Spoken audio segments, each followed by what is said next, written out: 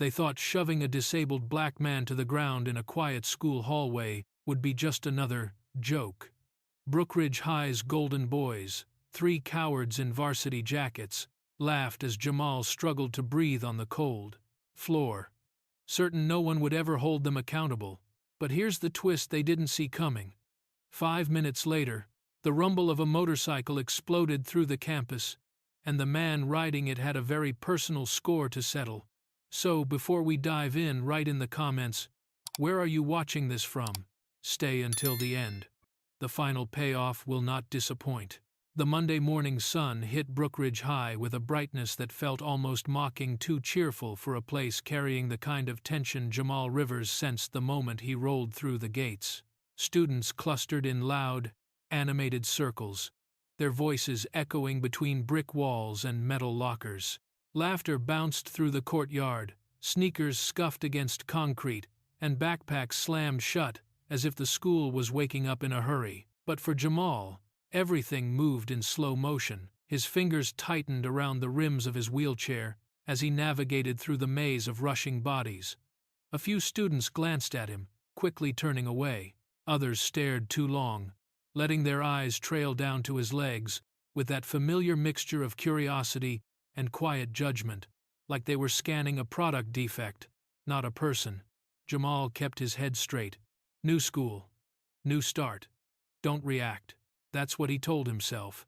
But Brookridge High didn't believe in fresh starts, because the moment he reached the center of the courtyard, the air shifted. Conversations dipped. A trio of orange varsity jackets stepped forward like predators sensing movement in the tall grass. Brett Dalton led the pack, tall, smug, and built like he believed he owned the entire football field and maybe the rest of the school too. Colby and Tanner flanked him, laughing before they even said anything, as if the punchline had already arrived. Well, Brett drawled, his eyes dragging slowly over Jamal's wheelchair. Looks like Brookridge got a special delivery, Colby snorted. Bro, they didn't say it was this special. Tanner leaned down, tapping the metal frame of Jamal's chair with 2 fingers. What's the horsepower on this thing? Think it can handle stairs? Jamal inhaled quietly and kept moving, but Brett shifted to block him, stepping directly into his path, forcing him to stop. You lost, wheelchair boy? Brett asked, head tilted with exaggerated pity. The baby lane is on the other side. A wave of laughter rippled from a nearby cluster of students. Most of them didn't even know Jamal's name, but they already knew their role: laugh, or risk becoming the next target. Jamal's jaw tightened. I'm just trying to get to class. Oh, we know, Brett said smoothly. We're just wondering. He pointed toward the main staircase, the busiest route to the upper floors. You actually planning to go up there? In that? Colby burst into loud laughter, clutching his stomach. Bro, imagine him rolling right off the edge. Whee! Smack! Zoe Tran stood by the lockers nearby, frowning as she watched the scene. She didn't laugh. She didn't look away. She simply observed quietly, sharply, her phone clutched in her hand, like she was ready to hit record at any moment. Jamal tried to maneuver around Brett again, but this time all 3 stepped sideways, perfectly synchronized, completely blocking his route. His stomach twisted. His pulse climbed. He knew this routine far too well. Brett leaned down, voice soft, but soaked in cruelty. Tell me, man, who told you schools like this were built for people like you? Jamal didn't answer.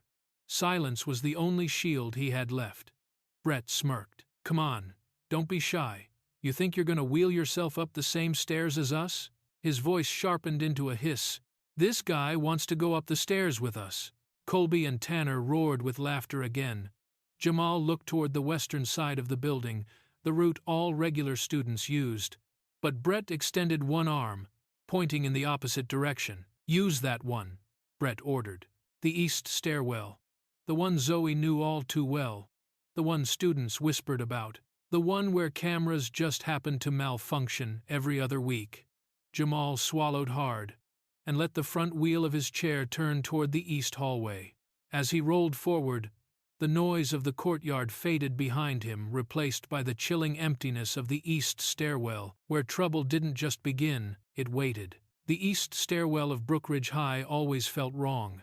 The lights flickered in a tired rhythm, humming with an electrical buzz that never quite settled.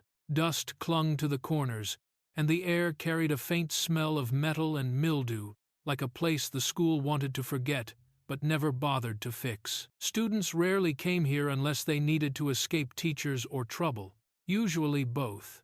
Jamal's wheels squeaked softly as he reached the first step. His gut tightened.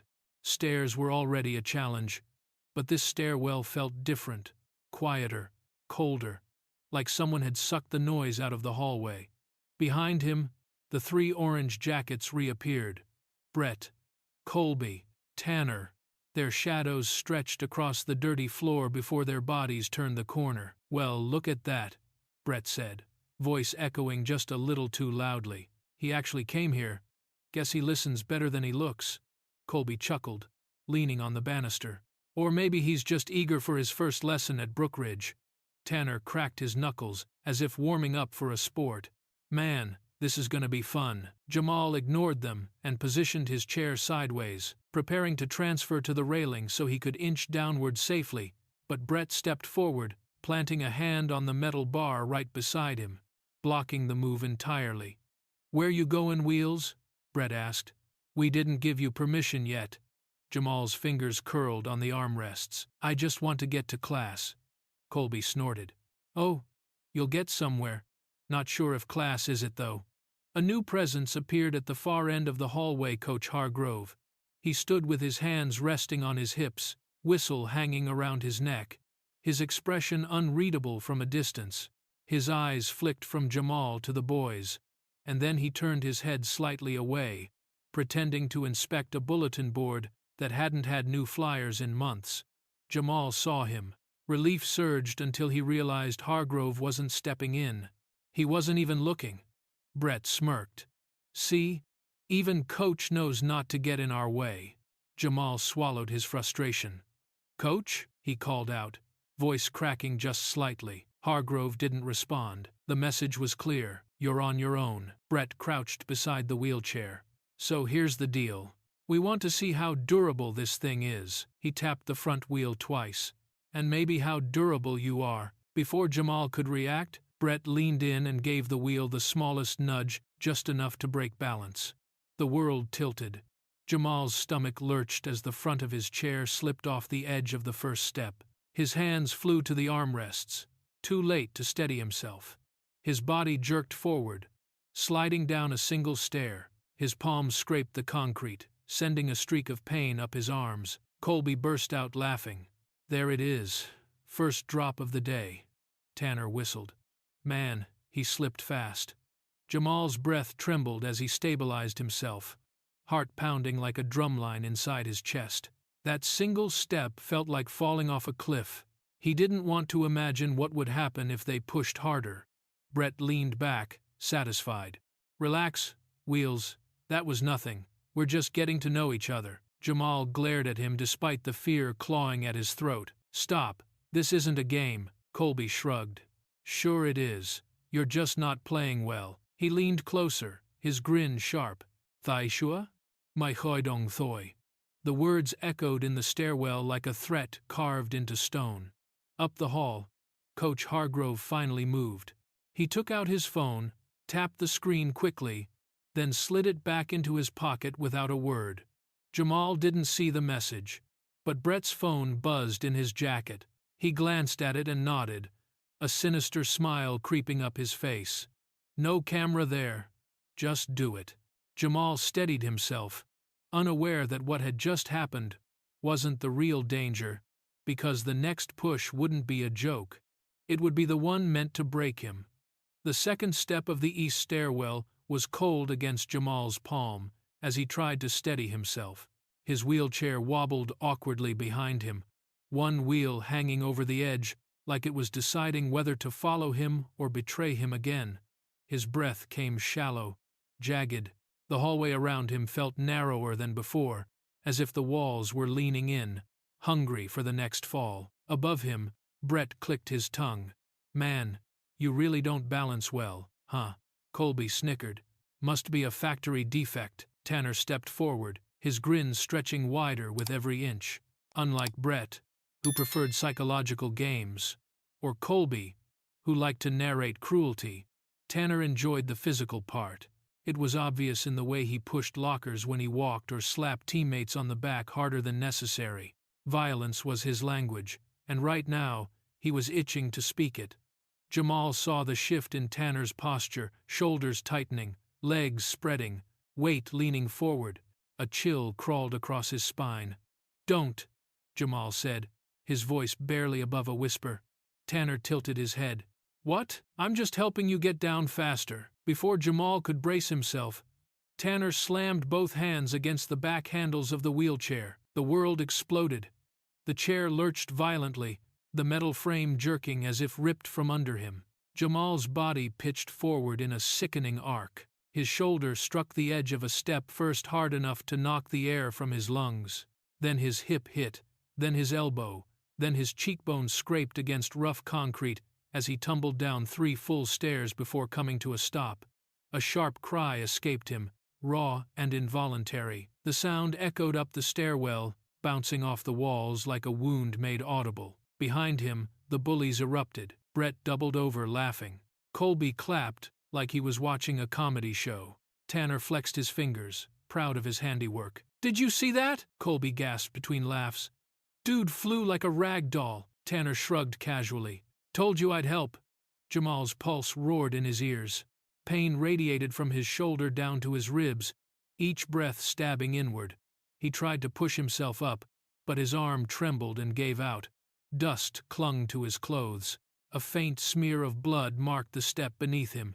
It hurt, physically, emotionally, deeply, but what hurt more was the silence of the adult standing a few steps away. Coach Hargrove. He wasn't laughing, but he wasn't moving either. He glanced over once, just once, as if checking whether Jamal was dead or merely inconvenient. Then he looked away again, choosing the same passive cowardice that had allowed this stairwell to become a hunting ground. Jamal's breath hitched. "Coach, please." But Hargrove's eyes dropped to the floor. From the top of the stairwell, another sound joined the scene, the faint click of a phone camera. Unseen by everyone below, Zoe Tran stood leaning slightly over the railing of the 3rd floor, her expression frozen in shock. She had arrived just in time to witness Tanner's shove, Jamal's fall, and the boys' laughter pouring into the air like poison. She had captured everything. Her phone trembled in her hand. Her heart hammered. She hadn't meant to record anything today. She had simply walked toward the stairwell because she heard noise. Now she held proof. Below, Jamal pushed himself up on shaking arms. His eyes burned not just from pain but from humiliation, fury, and the sheer unfairness of all of it. Tears threatened, but he blinked them back. He wouldn't give them that satisfaction. Slowly, painfully, he sat upright, chest heaving, gaze locked on the stairs ahead. His eyes were red, but they were not defeated. That was the moment the bullies fell silent, not out of guilt, but because a new sound cut sharply through the stairwell. A deep, thunderous motorcycle engine roaring across the school grounds with a force no student could ignore. The vibration shook the windows. The noise grew louder, closer. That sound wasn't just a vehicle, it was the arrival of someone who would change everything. The roar of the engine shook the quiet of the back courtyard as a matte black motorcycle tore across the pavement, its tires slicing through the morning stillness like a warning shot. It didn't slow until it reached the far edge of the school grounds, right by the old maintenance shed where students rarely lingered. The bike skidded slightly, then came to a heavy halt, its exhaust releasing a low, menacing growl. Every head nearby snapped toward the sound. Axe Donovan swung one leg off the motorcycle and planted his boots on the ground with deliberate weight. Dust clung to his jacket, streaked across his jeans, and settled into the creases on his knuckles. His helmet came off in one swift motion, revealing a face carved in sharp lines, cheekbones defined, jaw locked, eyes storm-dark and unreadable. There was nothing casual about the way he stood, nothing friendly in his stare. Axe carried the kind of presence that didn't ask for space, it demanded it. And students responded instantly. The moment he pulled off his helmet, the chatter in the courtyard dropped to a hush. A cluster of sophomores froze by the vending machine. A group of seniors near the benches exchanged uneasy glances before stepping aside, instinctively creating a path without needing to be told. No one knew who he was, but they all knew he wasn't someone to stop. Axe slung his helmet onto the seat of the bike and adjusted the collar of his worn jacket. His hair dark, tousled by wind and engine heat, fell slightly over his forehead. He brushed it back with a rough swipe, eyes fixed on the main building as if something inside it had already called to him. His boots echoed against the concrete as he walked slow, heavy steps, each one more certain than the last. A first-year student whispered, Who is that guy?" "Not a teacher," another muttered. "No way." A senior from the football team squinted, paling a little. "I've seen him before. At that incident downtown. Dude's bad news." But Axe didn't hear them. Or maybe he did, and just didn't care. His mind was somewhere else entirely. A hand drifted into his jacket pocket, fingers brushing against a cold piece of metal. He pulled it out slightly, not fully revealing it, but enough for the chain to catch the light. A necklace, or rather, half of one. The broken edge was jagged, the clasp worn, the shape unmistakable. Axe closed his hand around it tightly, the metal warming against his skin. It matched perfectly the other half hanging around Jamal Rivers' neck. The half Axe had not seen for years, the half he had given up hope of ever finding again. His jaw tightened. Something was wrong. He felt it deep, visceral, the way a storm feels the shift in pressure before lightning strikes. That engine roar, the sudden urge to come here, the piece of necklace burning against his palm, it all connected to one truth. Jamal was in trouble. Axe looked up at the school building, eyes narrowing. Through the glass doors, he could see faint movement in the hallways, the shift of shadows. Students hurried. Teachers looked distracted. Something was stirring, something ugly. "Something's wrong," he muttered under his breath.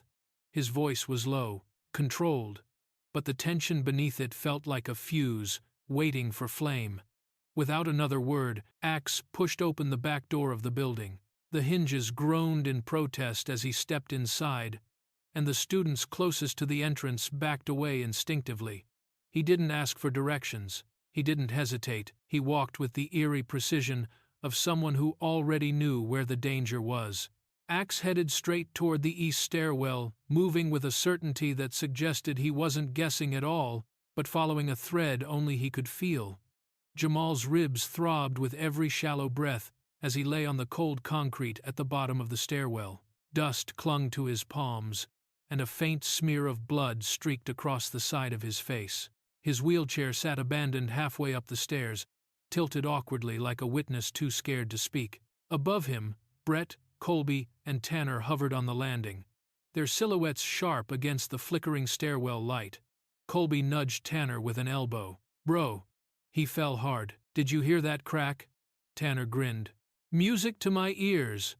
Brett just smirked, arms crossed loosely, as if proud of the cruelty he'd orchestrated. Jamal tried to push himself up again, but his arm buckled. Pain shot down his shoulder. He sucked in a shaky breath, and that's when the stairwell door slammed open. The sound reverberated like a gunshot. All three bullies jerked their heads toward the entrance.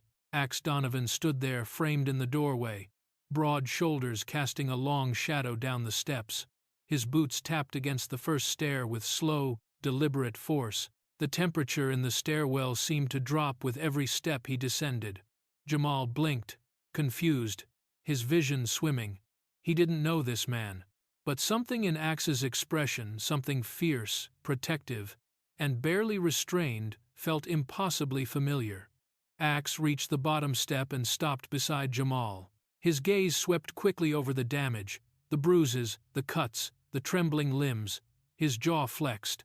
Then he lifted his eyes to the bullies, and for the first time in their lives, Brett and his crew looked uncertain. Axe's voice was low, steady, and terrifying in its lack of emotion. "What do you guys do?" No shouting, no threats, just a question sharpened into a blade. Brett tried to mask the flicker of fear. "Hey, back off, man. This doesn't concern you. Axe's stare didn't move. I wasn't talking to you. Colby swallowed loudly. Tanner shifted uncomfortably, rubbing the back of his neck as if his muscles suddenly remembered. Pain was a possibility. Then, recognition dawned. Brett's eyes widened. His fake confidence faltered. No way. His voice cracked. He knew Axe. 2 years ago, at a football team party off campus, a group of seniors had cornered a freshman with a stutter, mocking him until he cried. Axe, who wasn't even invited, showed up, tossed a drink in the ringleader's face, and ended the night by flipping the beer table and dragging the freshman out. The team whispered about it for months. They never forgot the man who wrecked their party, because he hated bullies, and now that same man was standing in front of them again. Axe took one step up the stairs. Brett instinctively backed up one step. "We didn't touch him," Brett blurted, voice shaking slightly. He fell, that's all." Axe tilted his head, slowly, calculatingly. The faintest hint of a smile touched his lips, but it wasn't a smile of amusement or kindness. It was the kind of smile a predator wears when it knows the prey is cornered. Colby whispered, "Dude, that's not a smile. That's a warning." Jamal watched the expression too, feeling something shift in the air, a quiet storm gathering. Axe raised one brow, as if giving Brett a final chance to fix his words. Instead, Brett made the biggest mistake of his life. Trying to salvage his pride or his crumbling reputation, he clenched his fists and stepped forward. "You think you can walk in here and talk down to us?" Brett spat, chest puffed. "You don't belong." He didn't finish, because he swung, a wild, desperate punch aimed straight at Axe's jaw. Axe's smile widened deadly, deliberate, because he had been waiting for that exact move. And as Brett's fist cut through the air, Axe shifted, ready to deliver a lesson the entire school would never forget. Brett's fist sliced through the air, a wild, desperate punch powered more by panic than skill. Axe didn't even flinch. He simply shifted his weight, letting the punch pass harmlessly by his shoulder as if Brett were swinging at smoke. The moment Brett's momentum overextended, Axe struck. His hand snapped up, catching Brett's forearm in a tight grip. Before Brett could react, Axe twisted not enough to break anything, but enough to make Brett scream as his knees buckled. Gasps rippled through the hallway as Axe pivoted smoothly, dragging Brett downward with controlled force. In one fluid motion, Axe swept Brett's legs out from under him, slipped an arm around his throat, and locked him into a chokehold that pressed his face flat against the tile floor. The hallway went silent. Then it exploded. Students crowded around the stairwell entrance, forming a massive ring of frantic voices and wide eyes. Backpacks dropped to the ground. Phones shot upward like a forest of recording devices. Screams and shouts collided in the air. "What is happening?" "Yo, he's gonna kill him." "Is that the guy with the motorcycle?" Brett's legs kicked helplessly, as Axe tightened his hold just enough to remind him of how powerless he was. The sound Brett made wasn't a scream, it was a choke. Brief and humiliating. Jamal, still on the floor near the stairs, watched with his breath caught between awe and disbelief. His ribs still ached, but something else filled his chest, now something cold but satisfying. Justice wasn't gentle. And today, it was wearing boots. Colby's jaw dropped. Tanner froze in place, hand still half raised, as though he meant to join the fight but suddenly forgot how to move. Axe didn't look at them. He didn't need to. His presence alone pinned them in place. More students spilled into the hallway. The noise grew echoing, frantic, unstoppable. Then came another voice. Hey, break it up right now!" Coach Hargrove shoved through the crowd, face red with panic and outrage. His whistle dangled uselessly around his neck as he marched toward Axe, like he had regained a sense of authority. "You! Let him go this second. You can't just—" Axe lifted his head. Just a glance. Sharp, cold, surgical, and Hargrove stopped mid-step. The whistle fell silent, his mouth hung open, frozen. Every instinct in his body screamed at him to move, but his legs wouldn't obey. That single look from Axe cut deeper than any insult could. Hargrove's voice shrank. "He's a student! You can't!" Axe's stare hardened. Suddenly, Hargrove remembered the text he'd sent minutes earlier. "No cameras there. Do whatever you want."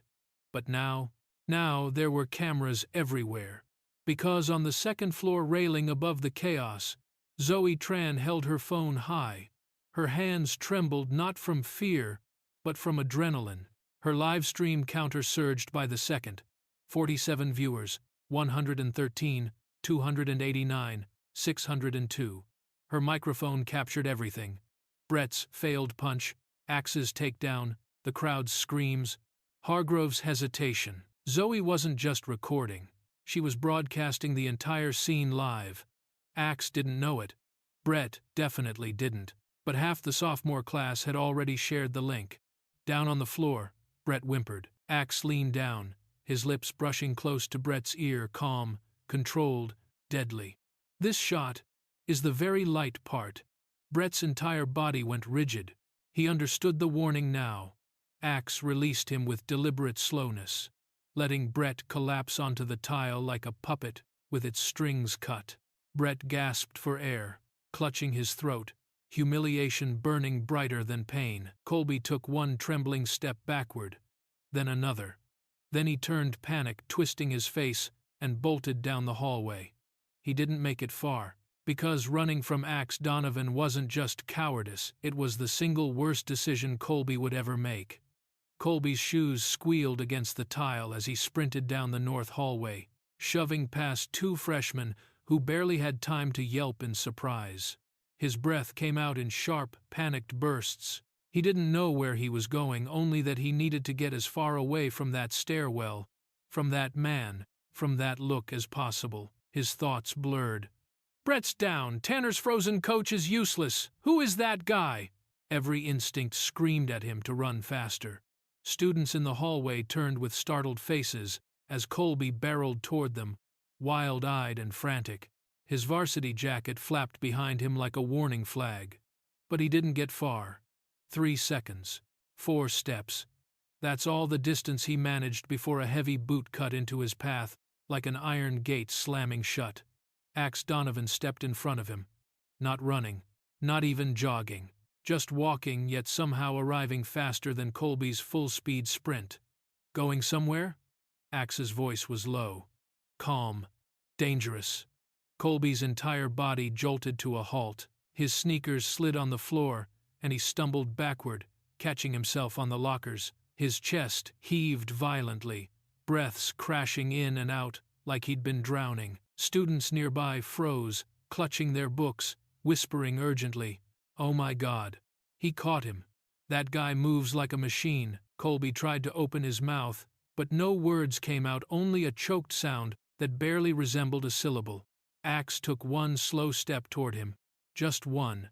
That was enough to make Colby fold into himself, pressing his back against the cold locker metal as if he could somehow disappear into it. His hands trembled at his sides, fingers twitching violently. "Please," Colby rasped. I didn't. It wasn't all me." Axe didn't blink.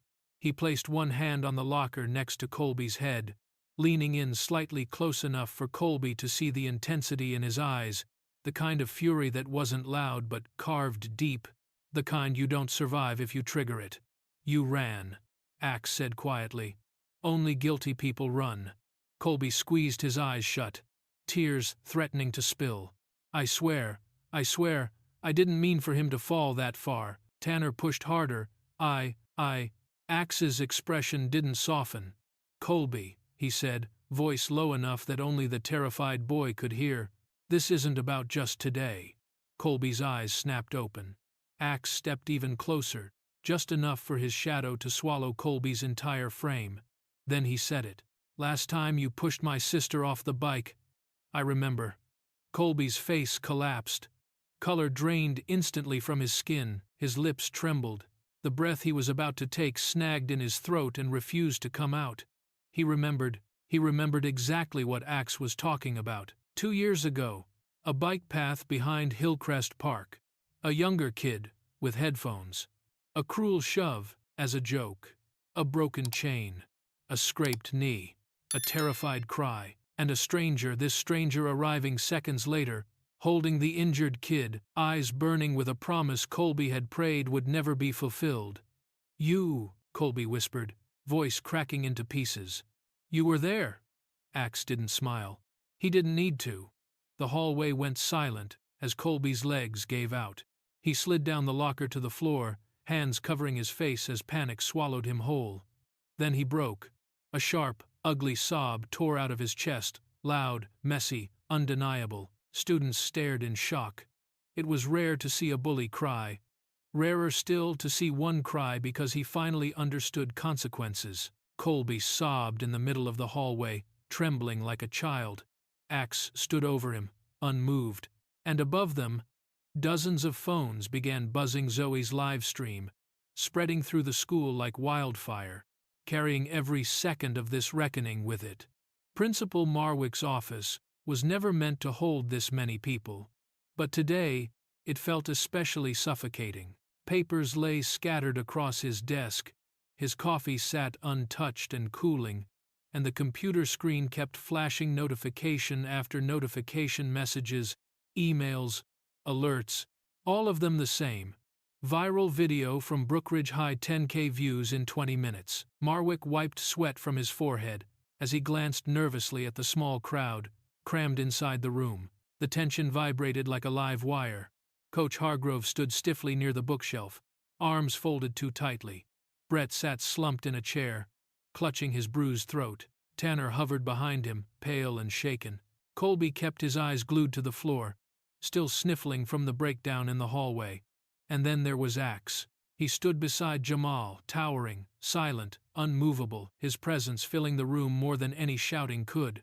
Marwick cleared his throat. "Ahem, everyone, settle down. We're here to get to the bottom of this." Axe didn't blink. Jamal winced as he adjusted himself in the wheelchair someone had brought back to him. His ribs still throbbed, his arms still trembled, but his gaze remained steady. Marwick forced a smile that collapsed almost immediately. "Now, Coach Hargrove, I understand you witnessed the incident. Can you please explain what—" Hargrove stepped forward too quickly, eager to speak first. "Yes," he said, voice confident but brittle. "I saw the entire thing. Jamal," he gestured vaguely, lost his balance. Must have slipped. The boys were nearby but didn't touch him. Brett straightened a little, grabbing onto the lifeline. Tanner nodded eagerly. Colby swallowed hard. Jamal stared at Hargrove in disbelief. "I'm not done," Hargrove snapped, then softened his tone for Marwick. "It was an unfortunate accident. No one pushed him." A stunned silence blanketed the room until Axe took one slow step toward Hargrove. "What you just said," Axe said quietly, "is a lie." Hargrove's jaw tightened. "Excuse me?" Axe didn't raise his voice. He didn't need to. "You watched them push him. You stood there and let it happen." Hargrove scoffed. "You weren't even there when it happened. And who exactly are you to—" A knock at the door cut him off. Zoe Tran stepped inside. Her hands shook just slightly, but her expression was set firm, brave, unwilling to let fear silence her. She held her phone like a piece of evidence prepared for court. "Principal Marwick," Zoe said, "I have something you need to see." Marwick gestured her forward, desperate for clarity. Hargrove stiffened. Zoe tapped her screen. A video began to play. Everyone leaned in. The footage was clear, painfully clear. Tanner's shove, Jamal's fall, the laughter, the screams, and most damning of all, Coach Hargrove standing in the hallway, arms crossed, watching, not reacting, not helping, not stopping it, just watching. Camera angle perfect, lighting perfect. No doubt, no blur, no misinterpretation. Hit the room like a brick. Marwick's face drained of color. Brett sank lower in his chair. Tanner covered his mouth. Colby shut his eyes as if that might erase the evidence. But Hargrove, he turned a sickly gray. It's out of context," he sputtered. Zoe raised her chin. "There's more." she said. I have the entire 5 minutes, including the moment you turned away when Jamal called for help. Hargrove's mouth opened. Nothing came out. For the first time since the video surfaced, the man who pretended to control the school had nothing left to say.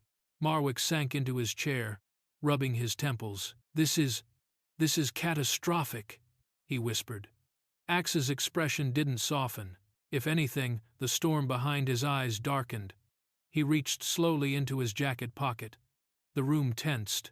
Axe placed a broken necklace on the principal's desk, half a pendant, worn and scratched. Then he looked at Jamal. His voice was low, heavy with meaning. Do you remember this?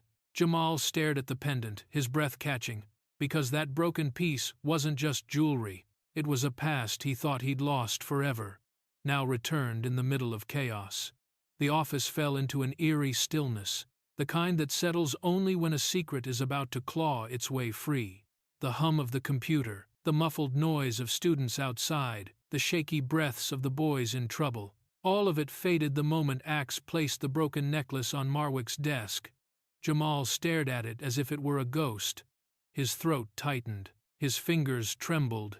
He reached out slowly, hesitantly, and lifted the cold metal into his palm. The broken edge glinted under the fluorescent lights, jagged and familiar. Half a pendant, a shape he had traced with his fingertips 1,000 times, a piece of a memory he never fully understood. Because Jamal wore the other half around his neck, he always had. His heartbeat pounded hard enough to drown out the room. No, it can't be. Axe's eyes softened just barely, enough to break something deep inside Jamal. Where did you get this? Jamal whispered, his voice a fragile thread. Axe exhaled slowly, like someone carrying the weight of years in his lungs. I've had it since the night I left. Jamal's head snapped up. The floor beneath him seemed to tilt. His vision blurred at the edges. Tears stung before he could stop them. Left? He repeated, breath hitching. What do you mean, left? Axe looked down at the pendant, rotating it once between his fingers before releasing it. Jamal, look at me. Jamal did. And in that moment, the truth long buried, bruised, and broken, rose to the surface. I'm your brother, Axe said quietly. Same father, different mothers, same blood. Silence crashed over the room. Brett stopped breathing. Colby froze mid-sniffle. Tanner's eyes widened. Hargrove sagged into the wall, defeated. Even Marwick, who had been spiraling into panic over the viral video, forgot how to speak. Jamal's face crumpled. The tears he had been fighting spilled over. He swallowed hard, shaking his head, unable to comprehend the reality unfolding in front of him. But you disappeared, Jamal whispered. Dad said he said you were troubled, dangerous, that you chose to leave. Axe's jaw clenched. Dad lied.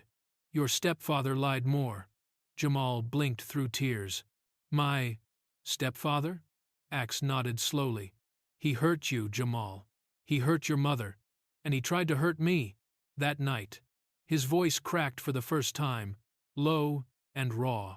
That night I fought back. Hard. And your stepfather swore he'd destroy me, so I left, to keep you safe. Jamal's chest tightened painfully.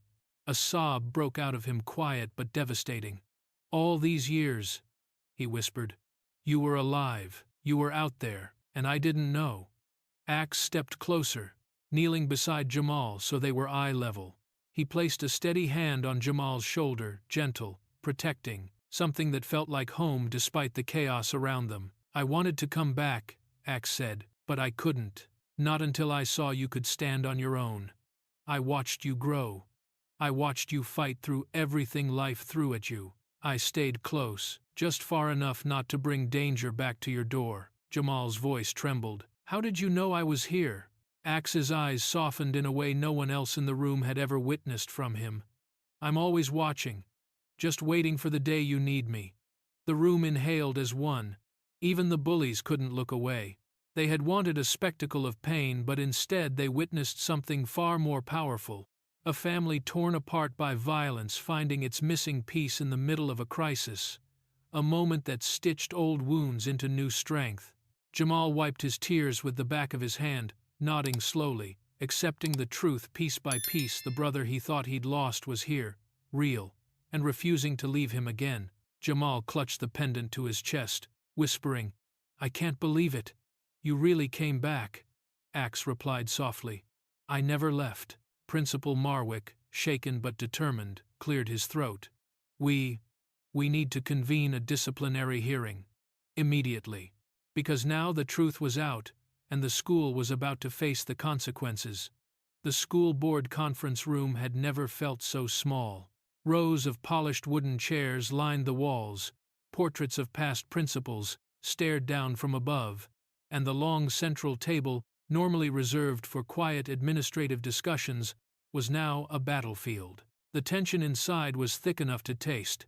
Board members whispered nervously among themselves. The superintendent sat rigidly at the head of the table, hands clasped, jaw tight.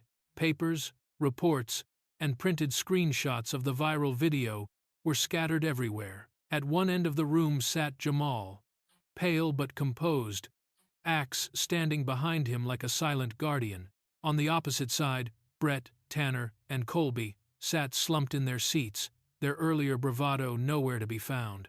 Coach Hargrove hovered near them, trying to maintain a posture of authority but failing miserably. The superintendent cleared his throat. "Let's begin. Jamal, please tell us what happened." Jamal inhaled slowly. His voice, though quiet, carried a weight no one could ignore. "I was trying to go upstairs," he started. "They blocked my path. They mocked me. Then they forced me toward the east stairwell. Brett nudged my wheelchair first. I slipped. Then Tanner shoved me harder. I fell down multiple steps. They laughed while I tried to get up." A murmur rippled across the board members.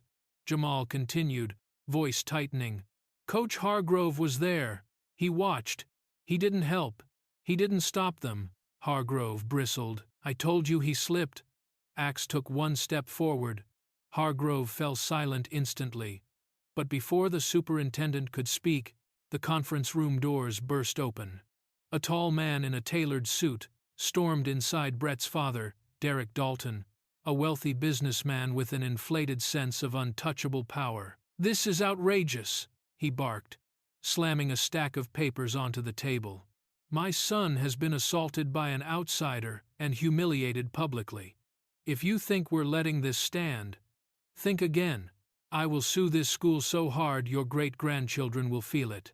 Brett shrank in his chair, looking smaller than ever. The superintendent tried to calm him. "Mr. Dalton, we understand your concern." "But no," Dalton shouted. "That man," he pointed aggressively at Axe, "attacked my son, and this crippled kid Axe moved before anyone else could react." He stepped forward, placing himself between Jamal and Dalton, his expression carved in ice. The room froze. "Finish that sentence," Axe said quietly, "and I promise you'll regret it." Dalton's mouth snapped shut. Jamal looked down, blinking rapidly. His hands clenched the wheels of his chair. A board member cleared his throat. "We've seen the initial video evidence. The boys clearly." But another voice cut through the room. "I have more." Heads turned. Zoe Tran stood near the doorway, holding her phone with the practiced steadiness of someone who had already changed the course of the day once. Her expression was calm, but her eyes held a fierce determination. "I didn't just record the shove," Zoe said, stepping forward. "I caught something else, too." Hargrove went rigid. Zoe tapped her screen. The room filled with the tinny playback of a message notification. Then Hargrove's voice, recorded clearly. "Cameras busted. No one's watching. Do whatever you want." The room detonated. Board members gasped. Several began whispering urgently. Dalton stared in shock. Brett turned chalk white. Colby covered his face with both hands. Tanner shook his head, as if his entire world had imploded. Hargrove stumbled backward. That's fake. It's edited." "No," Zoe said. "It's time-stamped. And I have the original file." Plot twist #7 landed with the force of a hammer. Axe folded his arms. Eyes locked on Hargrove. Jamal looked at the board. voice steadier now. "He let them hurt me." The superintendent slowly rose to his feet. Every board member followed, and all of them turned, not to Jamal, not to Axe, not even to the boys, but straight toward Coach Hargrove. Their expressions were unanimous: rage, disgust, condemnation. For the first time, Hargrove realized he wasn't standing in a school. He was standing in a courtroom where every single person had already reached the same verdict. With no argument left, the board began drafting immediate disciplinary actions, swift, severe, and irreversible. The main atrium of Brookridge High was packed.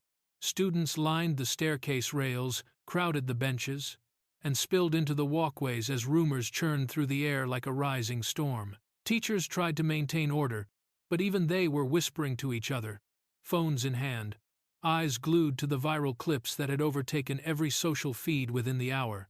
When the school board emerged from the conference room, silence rippled outward.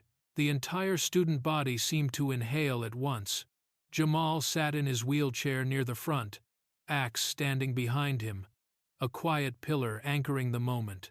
Brett, Tanner, and Colby were clustered together nearby, pale and trembling, their varsity jackets suddenly looking more like prison uniforms than symbols of pride.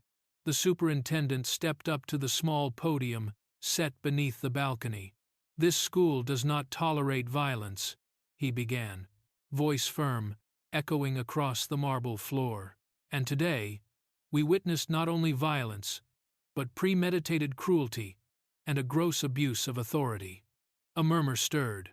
Even students who disliked Jamal found themselves leaning forward. "Effective immediately," the superintendent continued. "Brett Dalton, Colby Hayes, and Tanner McConnell are suspended indefinitely. Their cases will be reviewed for potential expulsion pending the district's investigation." Gasps broke through the hall. Some students stared in disbelief.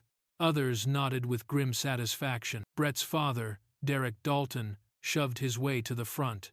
His face was red with fury. "This is ridiculous," he shouted. "You can't throw my son out based on some biased video. He's an athlete, your star athlete." But no one stepped up to defend him. Not the teachers, not the students, not even Brett, who stood frozen in shame, biting his lip to keep it from trembling. "And furthermore," the superintendent added, "Coach Hargrove is hereby relieved of his duties, effective immediately. His failure to protect a student and his encouragement of misconduct violate every standard we uphold." A collective exhale swept the room. Some teachers looked stunned, others looked relieved. A few students even clapped before quickly stopping themselves. Hargrove stared blankly ahead, as if he could not comprehend that years of authority had evaporated in seconds. He tried to speak, but the words never formed. The security officer gently took his arm, guiding him away. Dalton raged louder. "You will hear from my attorney. This isn't over." But the board members simply walked past him, as if he were nothing more than background noise. Brett covered his face. Tanner sank onto a bench, shaking. Colby cried silently, shoulders trembling. In the center of it all, Jamal didn't smile. He didn't celebrate. He simply sat there, breathing slowly, deeply, as if letting go of a weight that had been crushing him far longer than he ever admitted. Relief washed over him like a quiet tide, gentle but profound. Axe rested a hand on the back of Jamal's wheelchair, steady and reassuring.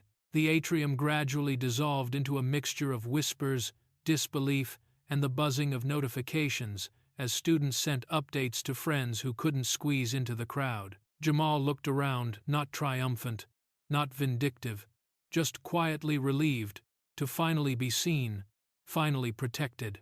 For the first time that day, the fear in his chest loosened.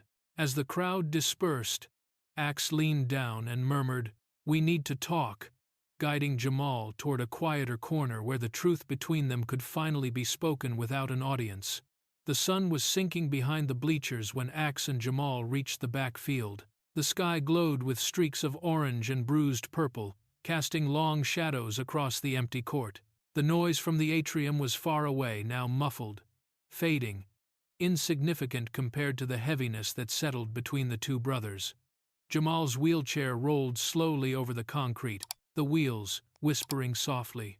Axe walked beside him, hands in his jacket pockets, shoulders stiff with a weight he had carried for too many years. For a moment, neither of them spoke. Jamal broke the silence, voice raw. "Why did you leave?" Axe stopped walking. The air seemed to still with him. He looked up at the bleachers, eyes distant, as if seeing ghosts perched on each row. "You remember that night? The one no one ever talked about?" Jamal swallowed hard. He remembered Peace's shouts behind a closed door, glass shattering, his mother crying, Axe yelling something he couldn't understand. Then the police. Then, Axe gone. Axe exhaled. "Your stepfather didn't just yell. He hurt people. He hurt Mom. He hurt you. And when he tried to hurt me, I fought back." His jaw clenched, the muscle twitching. "I hit him harder than I meant to. Hard enough that he swore he'd ruin me." Jamal felt a sting behind his eyes. "But you could have stayed. We needed you." Axe knelt down, bringing himself eye level with Jamal. The fading sunlight caught in his dark hair, turning its edges gold. "That's exactly why I left," he said softly. "He wasn't just angry. He was vengeful. He wanted to make me pay, and he would have used you to do it. Every threat he made, every time he looked at me, I knew staying meant putting you in danger." Jamal stared at the ground. A tear rolled down his cheek and fell onto his jeans. "All this time," he whispered, "I thought you deserted us." Axe's expression broke for a moment, pain flickering through his eyes. "I didn't leave you, Jay. I left him. I left the violence. I left the spiral I was heading toward. If I stayed, I wouldn't be the person standing in front of you right now." The admission hit Jamal harder than the fall on the stairs. His brother hadn't abandoned him. He had protected him. From afar. Silently. Constantly. Jamal reached up, fingertips brushing the edge of Axe's sleeve. "I spent half my life wondering why you chose to disappear." Axe placed a steady hand over Jamal's. "I didn't disappear. I watched you grow. Watched you survive things no kid should ever face, and every time I wanted to come back," he took a shaky breath, "I was afraid I'd bring the same violence into your life." Jamal met his eyes, voice trembling. "You saved me today." Axe gave a small, tired smile. "I saved you because I should have never left you in the first place." The wind shifted, carrying the scent of cut grass and the distant echo of laughter from other students. Axe squeezed Jamal's hand gently before standing. Then he said the words Jamal had needed for years, "But now you're here, and you're not leaving. But now I'm here, and I'm not leaving again." Jamal's breath caught, a quiet, fragile hope spreading through his chest. Before either brother could say more, voices echoed from the path, students rushing toward the field, calling Jamal's name. The soft glow of the setting sun spilled across the field as Jamal and Axe turned toward the sound of approaching voices.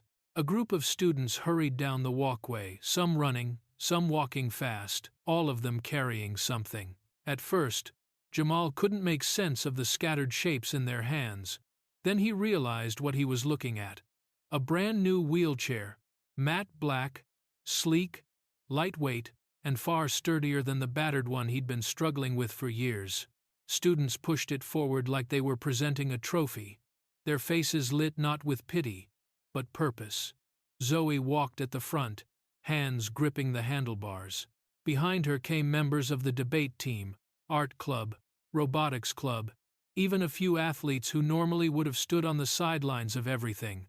They had joined together for this moment. "Jamal," Zoe said, stopping in front of him. "This is for you." Jamal blinked, confused. "What do you mean, for me?" A tall student from the robotics team stepped forward. We all pitched in.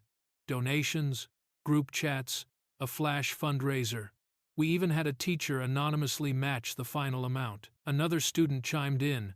"After what happened today, we wanted you to know you're not alone here."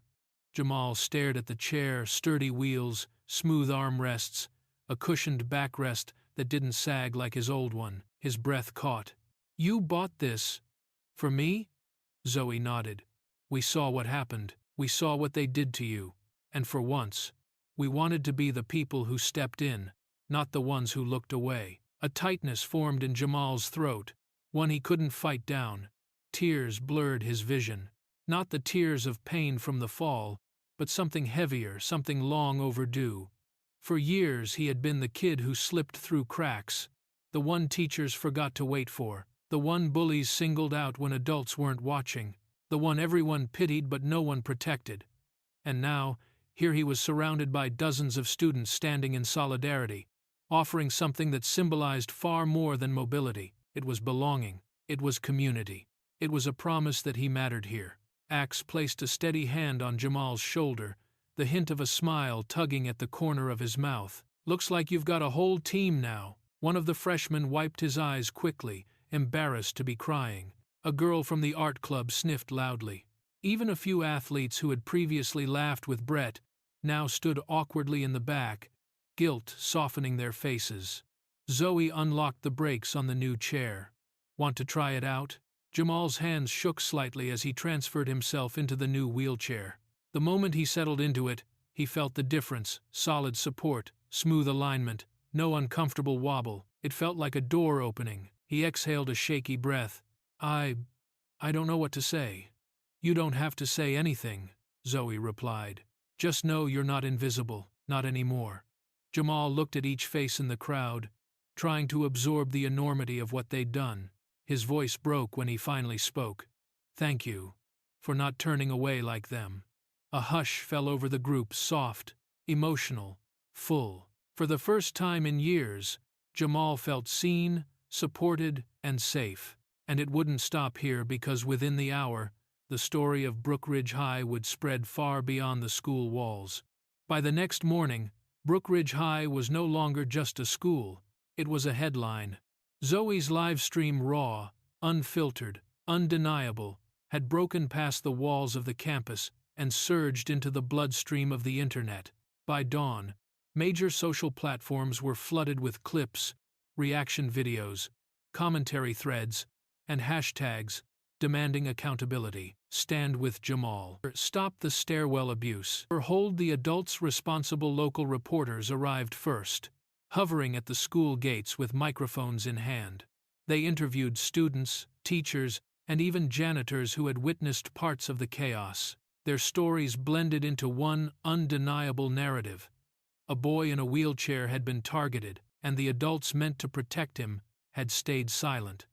Then regional news picked it up, then national outlets. Within 24 hours, Jamal Rivers' name had reached living rooms he'd never heard of. A reporter in a navy blazer stood before a camera crew outside the school. This viral footage, she said, is now being used by educators and advocates to push for stronger anti-bullying regulations across the district. Parents gathered in clusters on the sidewalk, some clutching printouts of the video, others shaking their heads in outrage. A mother fumed, "My child goes to this school. If this happened in plain sight, and no adult stopped it, what else is being ignored?" Another parent added, "This can't be dismissed as kids misbehaving. This is cruelty, and the system allowed it." Inside the district office, the school board held emergency meetings stretching late into the night. Emails poured in from concerned families, teachers from other schools, and administrators demanding a full policy overhaul. One superintendent from a neighboring district called in via video conference. "We want to adopt immediate safety reforms." The footage from Brookridge makes it clear. Loopholes are costing students their dignity. Pressure mounted. Lawsuits were discussed. Training programs were drafted. New rules governing surveillance, teacher obligations, and bullying investigations were written almost overnight. And at the center of all of it, Zoe's video of Jamal's fall. Not because it was sensational, but because it was undeniable. Meanwhile, Jamal sat quietly in the back row of the auditorium, watching the board stream the emergency session. Axe sat beside him, arms crossed, observing the proceedings with a guarded calm. A district official on-screen addressed the council. "This recording is a powerful example of why we must empower students to speak up and why silence from authority figures can no longer be tolerated. Jamal's breath hitched, not from the pain in his ribs, but from something unfamiliar, something larger than himself. He had spent most of his life trying not to be noticed. Now the world was looking at him and listening. For the first time, he didn't feel small. He felt purposeful. Axe glanced sideways. "You okay?" Jamal nodded slowly. "I didn't think something I went through could help anyone." Axe's reply was gentle. "You didn't go through it alone, not anymore." The live-streamed meeting concluded with applause from both the board and the parents watching online. New policies were officially approved. Prevention teams would be sent to every school in the district. Jamal's name appeared in the documents not as a victim, but as a catalyst. And as he watched reporters cite his story as a turning point, Jamal felt something settle in his chest, a quiet certainty that he had sparked real change. But before the day ended, there was one last thing he needed to do, something only he could face. The school day was nearly over when Jamal rolled toward the front gate, the late afternoon sun casting warm amber light across the sidewalk. The chatter of lingering students drifted behind him, soft, fading, almost unreal after the storm of the past 24 hours. Reporters were finally packing up their equipment. Parents were guiding their kids toward cars. The world seemed to be exhaling. Axe stood beside the motorcycle parked under the large oak tree by the entrance. His jacket caught the light, edges glowing gold, and the helmet in his hands reflected the campus in a distorted curve. He looked like he belonged both here and far away, a man built for open roads, not school hallways. But when he saw Jamal approaching, everything in his posture softened.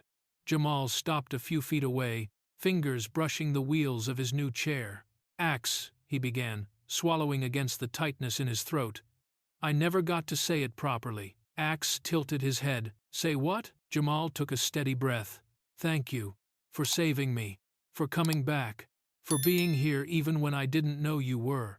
Axe set the helmet on the seat and crouched down beside him, resting one arm casually over his knee. "You don't owe me anything." "That's not true," Jamal said, voice low, earnest. "I spent years thinking I was abandoned, that you didn't want to be part of my life. But now I know." He paused, fighting emotion. "You were protecting me, even from the shadows, and I'm grateful." Axe looked away for a moment, jaw tightening, as if holding back something old and painful. "I didn't always make the right choices, Jay. Leaving felt like the only way to keep you safe, but it left a hole in both our lives. And it doesn't have to stay that way," Jamal said softly. "You don't have to leave again. I don't want you to." The wind rustled through the oak branches, scattering tiny leaves across the pavement. Axe stood slowly, reached for his helmet, then stopped, eyes locked on Jamal's. With a quiet exhale, he placed the helmet back on the seat. Then he smiled, a small, warm, almost shy smile that seemed almost impossible for a man like him. "You're late once," Axe said, voice steady and full of something deeper than promise. "Not twice. I won't be late again." Jamal felt something in his chest unclench. For the first time, he didn't feel like half of something broken. He felt whole. Axe moved behind the wheelchair, gripping the handles gently. "Come on," he said. "Let's get you home." Jamal laughed softly. "On what? You planning to drag me behind the motorcycle?" Axe shook his head, amused. "No, I had something else in mind." He turned the key. The motorcycle engine rumbled to life, deep, confident, familiar. Students nearby glanced over out of habit, expecting him to ride off into the sunset like a lone renegade. But Axe didn't climb onto the bike. Instead, he positioned the wheelchair beside it, locked the brakes, and nodded toward the sidecar Jamal hadn't noticed before, a compact, sturdy compartment customized into the frame, perfect height for a chair to slide into. Axe opened the latch. "Hop in, little brother." Shock, then joy washed over Jamal as he transferred carefully into the compartment designed just for him. The engine growled again. Ready. The motorcycle didn't roar away to leave something behind. It roared to carry Jamal forward. With Axe right beside him, two halves, finally whole as they rode. And just like that, the boys who thought they ruled Brookridge High learned the hardest lesson of their lives. Sometimes justice doesn't come from the people in charge, it comes roaring in on two wheels. Jamal didn't just stand back up, he changed an entire school, exposed a corrupt system, and found the brother he thought he'd lost forever. But tell me this, which moment in this story shocked you the most? Drop your thoughts below, I'm reading every comment. If you enjoyed this story, don't forget to like, share, and subscribe for more jaw-dropping real-life twists just like this one.